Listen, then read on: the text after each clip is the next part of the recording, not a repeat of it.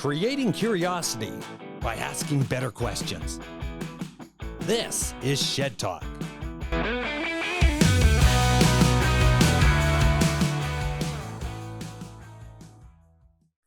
Ashlee Taylor, one broken biker, the things you know you don't know.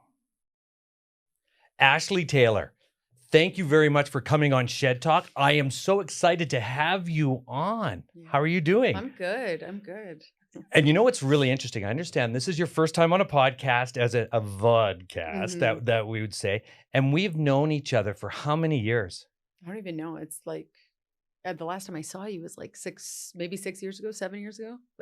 It's been a long time. And Yeah. and then that was at the bar. And Yeah. it was at the bar at the Kilt. And you were working there at the bar. And then where you've done and what you've created now is absolutely stellar. Yeah, it's been a whirlwind. I honestly, sometimes I take a step back and I'm like, what am I doing?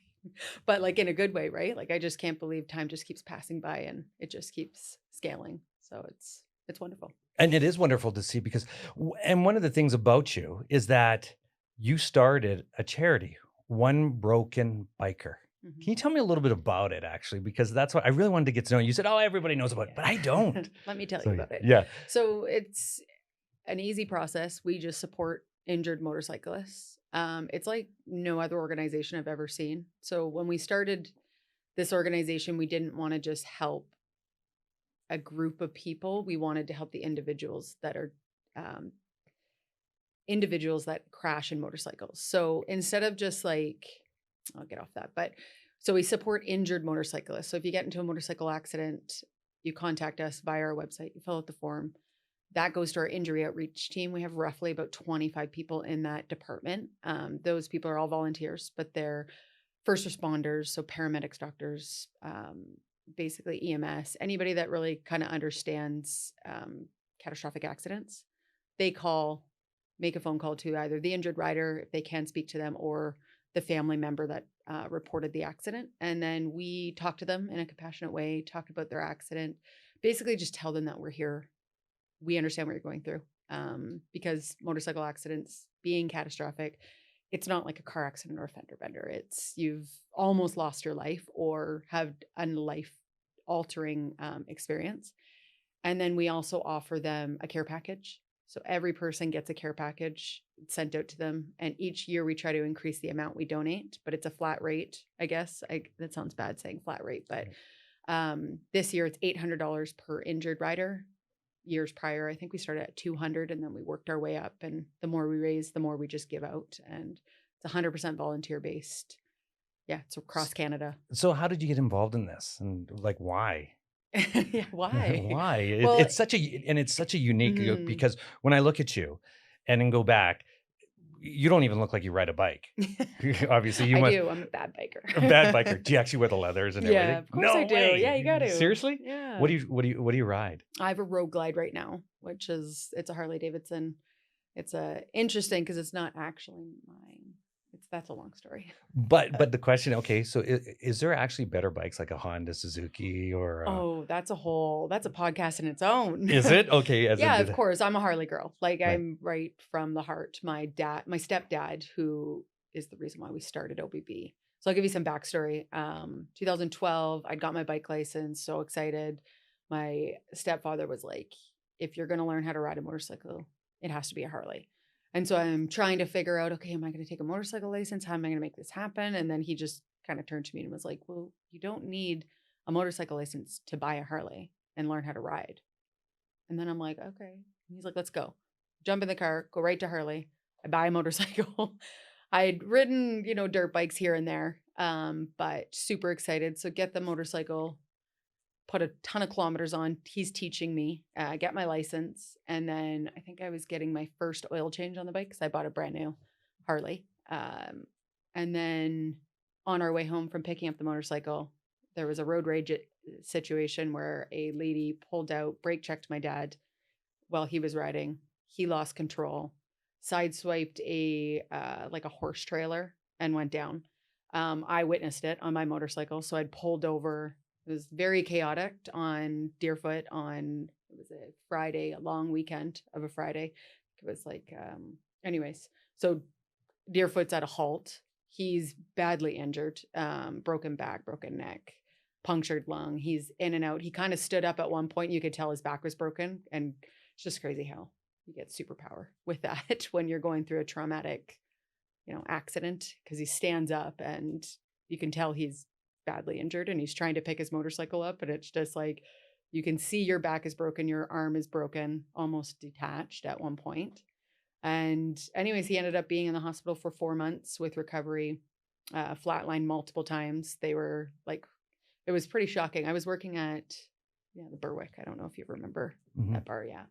And so during the 4 months, I was almost like injured as well, like mentally, because of what I witnessed. And just like, it was a road rage incident. The lady was like mad at me because not even sure. I slowed down too much because I was trying to merge onto Deerfoot, and she honked her horn and then, ended up getting it in, like having not an argument, but a verbal argument riding down Deerfoot. And then she, just lost it and brake checked him and caused major accident. Did she do the brake check on purpose? Yeah, I guess I can talk about it now because it's done. Like the lawsuit and everything is done. But there was a lawsuit involved. Oh yeah, there was a lawsuit, right. And took 10 years to come to an end for him, and it changed his whole life. Like, oh, for sure it would. Yeah. So while he was in the hospital, I'm getting all over the way. All over. No, and that's fine because it's interesting because this, how many people actually know? Because here's a guy, a number one, in severe injury and be able to stand up, and then all of a sudden you can see and you're witnessing this, okay? And post-traumatic stress, and here it is, and then on to the next part. So sorry, and keep going. So he's in the hospital for 4 months, just about 4 months, and broken back, broken neck, his left arm, tricep, bicep are severed. He's also got like spleen. I think they removed his spleen. He's got major internal, he's got to go in for surgeries, but then he's flatlining, like we're losing him kind of thing. So they, as they're coming through all of that, I'm in panic mode because it's, weeks we're in this process. And I have a girlfriend, Elizabeth, I worked with her at another bar, and she's like, we should do a fundraiser to help support your family during this time. And it just that became my focus, and it helped with, I would say, the recovery of dealing with my dad in the hospital. And so it got him thinking about, once he started recovering and he was in a full body brace, like he was badly injured. He started thinking about it too. And it got him excited to like, hey, we're going to do an event that's going to, raise some money, because my mom works from home and she, self-employed, and it's going to help with relieve some of the pressure of this accident kind of thing. And he kept saying, I'm just one broken biker. Nobody cares about me. I'm just one broken biker. Like, he was very emotional in the hospital because his whole life has changed now. And he knows it. Like, his left arm borderline needs to be amputated. He's, in his 50s. He's close to retirement. Now what? So it just kind of spiraled. And at first we were calling it, his last name is Lythe. So the Lythe Poker Run, Lythe fundraiser that we were going to do. And by the day of the poker run, it was one broken biker. So we'd already, hey, we're going to do this once a year, help one injured rider, and try to spearhead just supporting an injured rider. Within 4 months, we had put a poker run together to raise some funds for our family, and then decided to do it once a year to continue the process. So every time that you did this, when I say poker run, that's actually playing poker and it's similar to that, but it's on motorcycles. So how would you do that? So you take 5 locations. It's usually like your first destination, and then you go on motorcycles. You drive to 5 other locations, which is a poker hand, and at each location you get a playing card. So you pick from a deck, and at the end, whoever has the best hand wins. So what do you win? Everybody paid like $20 or $40 to take part in this. So you win half the pot. The other half goes to whoever you're giving the money to, or the organization. Do you find a lot of people like, and I talk like 50-50s all of a sudden. Now, they're not like Edmonton where they're like $1 million. Yeah. That they say, okay, well, here we'll give back the 50-50 to put back into the chair. Yeah. And it's interesting because you see that, and how important that is. Yeah, it makes me cry every time when somebody's like won money and then they're like, hey, we're just going to give it back to the organization. It's just like, I get very emotional about it because it's going to such a great cause, right? So after this accident, were you ready to give up on riding a bike? Oh yeah. Oh, Yeah. yeah. I like the accident happened, so they took his vehicle away and I still had to ride home. I still was on the side of the highway at 16th Ave needing to get to Mackenzietown, which is I don't know how many 15 kilometers. Yeah. yeah, and I rode in the shoulder the entire way bawling my eyes out alone trying to get home to where they were taking my dad's they were going to impound his vehicle, but I was like, he will lose it. So I paid to have it towed to our house to meet them. And I couldn't even do the speed limit because I was so terrified of riding, but I was alone and he was on his way to the hospital. So I had to get home to get off that bike. Hope to never ride again, but obviously I have picked it back up. And I'm going to get down deeper to this because this defines you as a person. And then you look at this as your most challenging time in life is when you're knocked down, and you can be a hero or a zero. It's one of those things. It's the fork in the road. You can have a pity party and say, "Oh, say sorry for me," or is it that you stand up and then all of a sudden become something that you've never ever thought you could become? Yeah. And that changing point, was that a change in your life at that point? To tell you the truth, we can, but I come from a very Well, you don't have to tell me the truth. You can lie if you want. It's okay. Yeah, I know.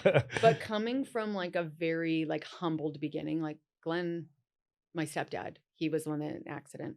My real father was not the nicest human. He was in jail. He was abuser, big time. And so my mom raised 7 children by herself.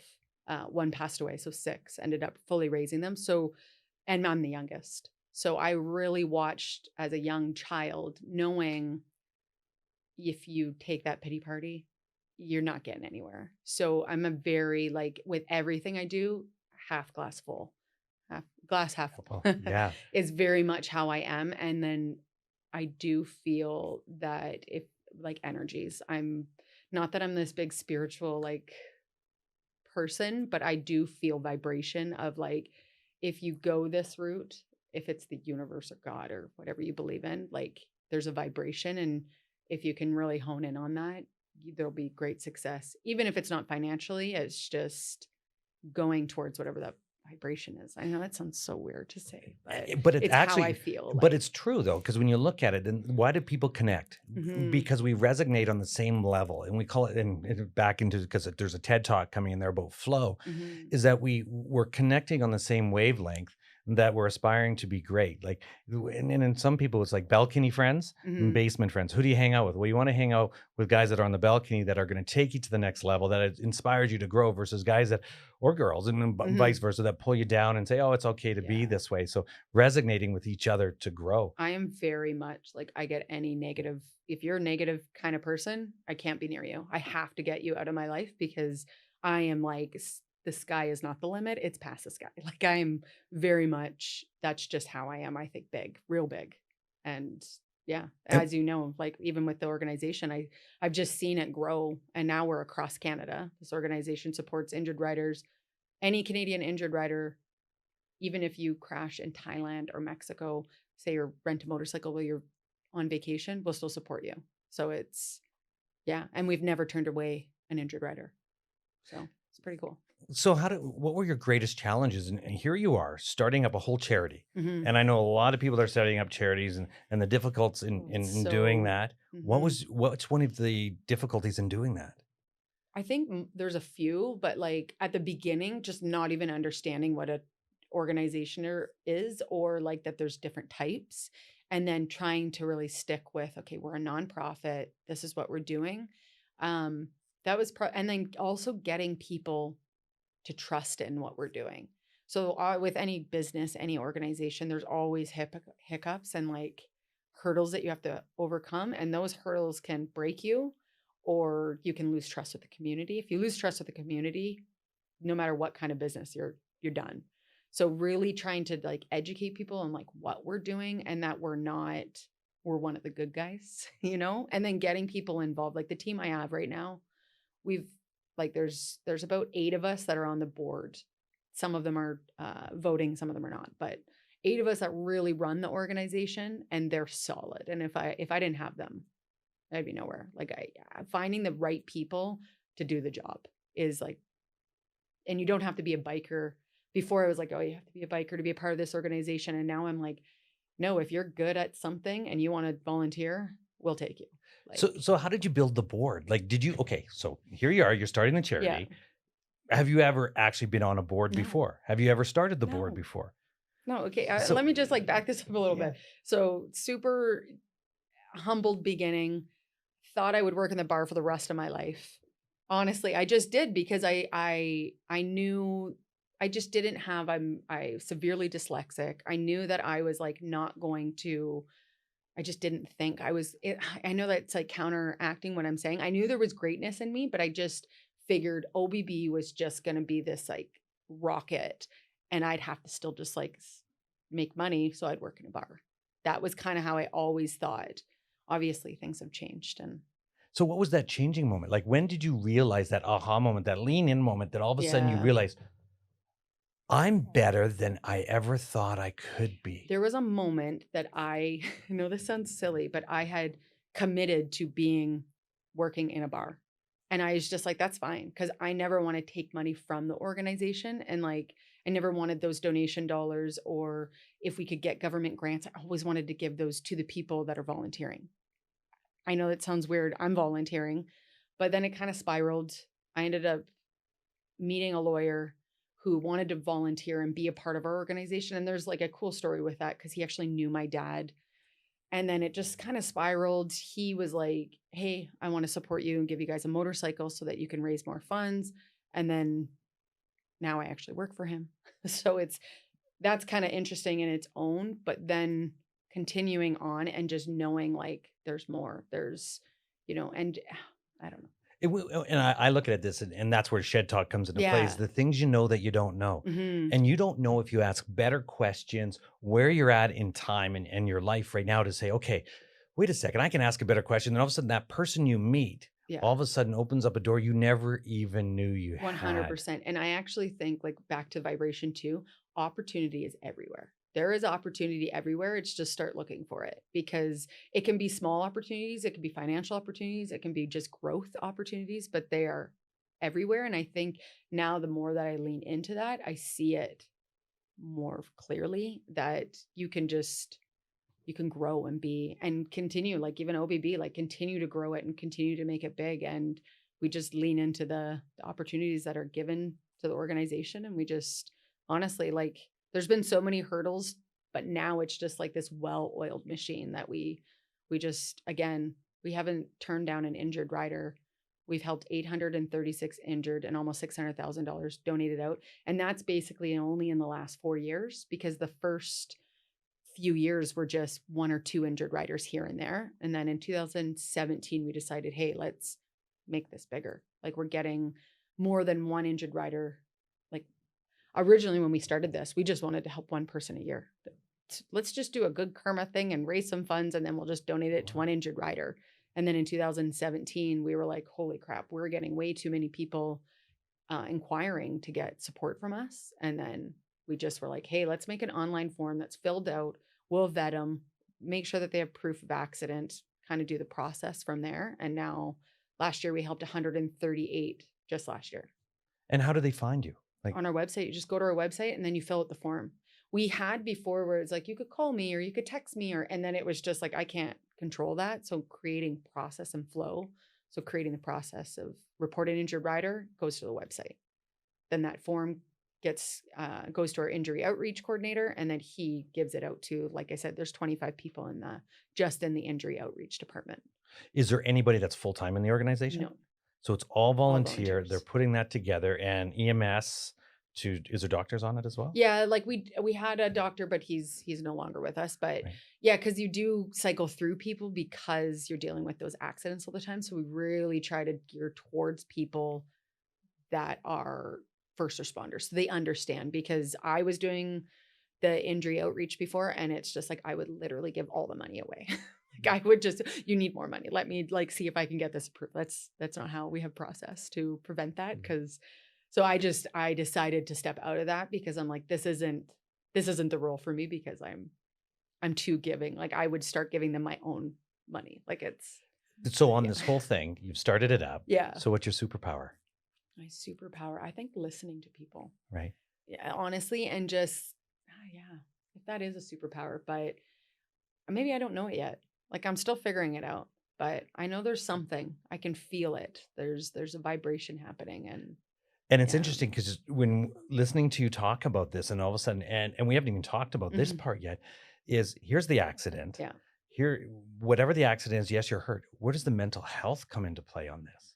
For myself, or For all, like, okay, let's talk about you on the mental health side, because yeah, that's got to be so draining. Like, and I'm not, I'm yeah, speaking from a kind of experience, but not to the experience that you have. But, yeah. but how's the mental health issue with you on this? You know, like when I started the organization, because I was like, oh yeah, this is something to like dive into and almost distract yourself.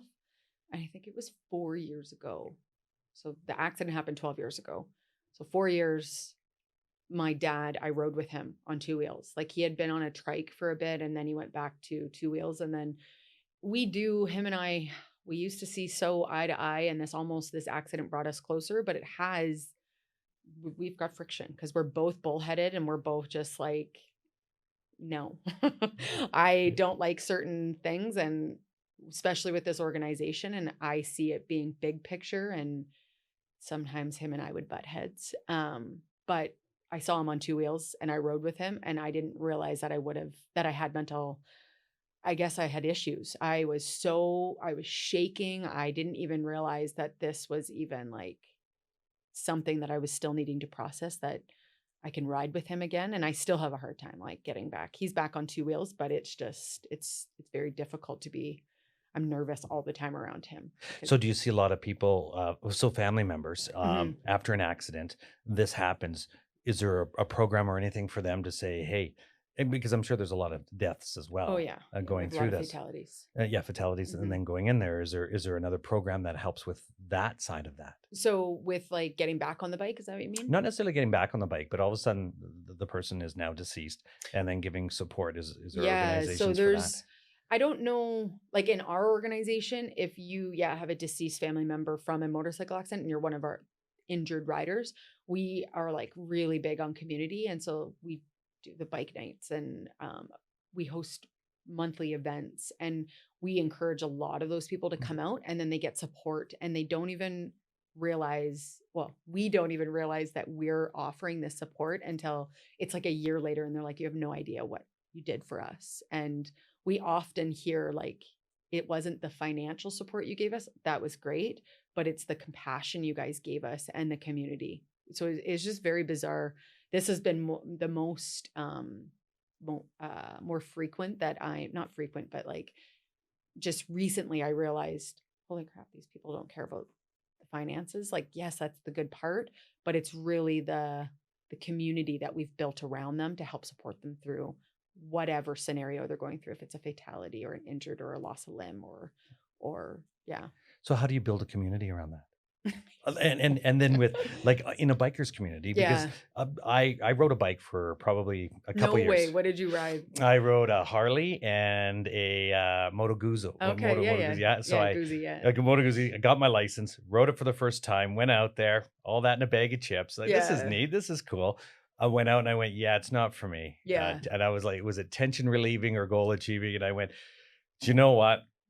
I'm not in the thrill of riding into it, but it was interesting, the community, because as being a non-rider, and I started riding at 50, and looking and say, well, this is kind of interesting. I'll spend a Saturday and I'll go out there and what the community. But there was one thing I didn't know, is that you would obviously know that it's one of those things that everybody knows, but they say they don't know that you don't know. The things you know that you don't know is that if you're not a bike rider, okay, and people say watch for the bikers and where they are, I understand that, but it's always this.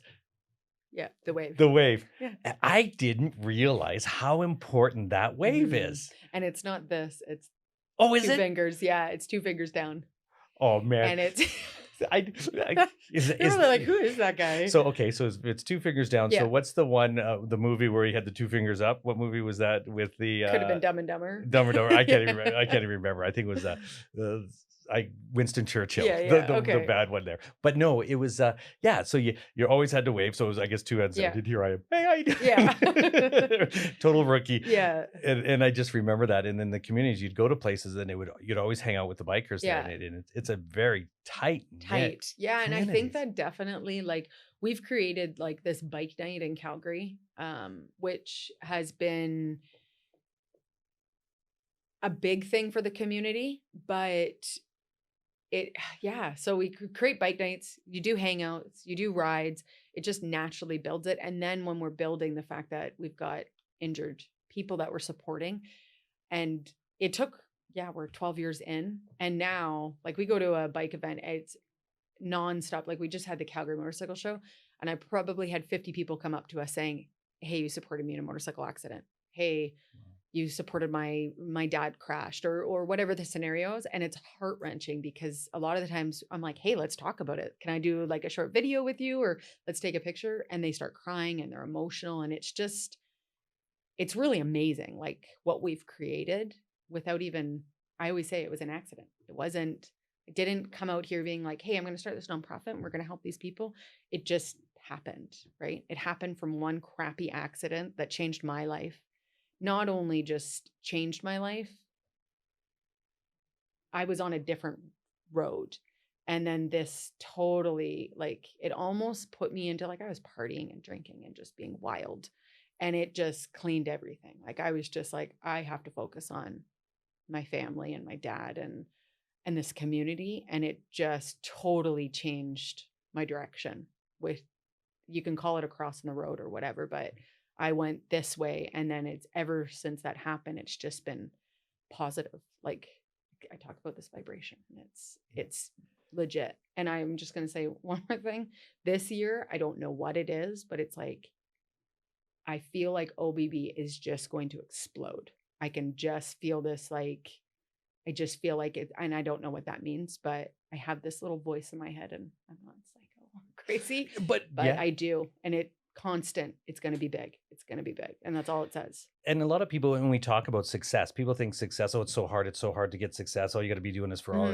Success is only that far away. Yeah. It's that one moment in time that it is. I always have this expression, 2 horses in a horse race. A 1 horse wins by nose. Does he mean he's 10 times better? No, he's a nose difference, but he wins 10 times the earning. Is he 10 times better? No, he's a nose. But he was that time and moment in time that he happens, not just happen. There's no such thing as chance. Yeah. Is because you make the chance for yourself. We are where we are because we first imagined it, and then everything. And you'd mentioned earlier that you said, and I wanted to talk a little bit about this too, is mentorship. Yeah. Because your whole life, when you're partying, you're doing this, all of a sudden it becomes a time for a change. It's like, well, wait a second, I have to do something. Yeah. All right, what's my mindset? Here it is. Where does that come into play? Totally. And you know what? Like, finding a mentor is so key. And like, I had a mentor come into my life, I said 7 years ago, and he's changed everything. But now I'm like with him, and I are best friends now, but it goes to like, now I'm into real estate. So I'm like, I need a mentor for that. I need, just continuing to find those people. But I'm just going to say this one thing, and I don't even know if you remember this, but I didn't have mentors growing up, but I always was taking nuggets. And that's the best way. I was always picking up these little things. And you said something to me so like nonchalant, but it has stuck in my head.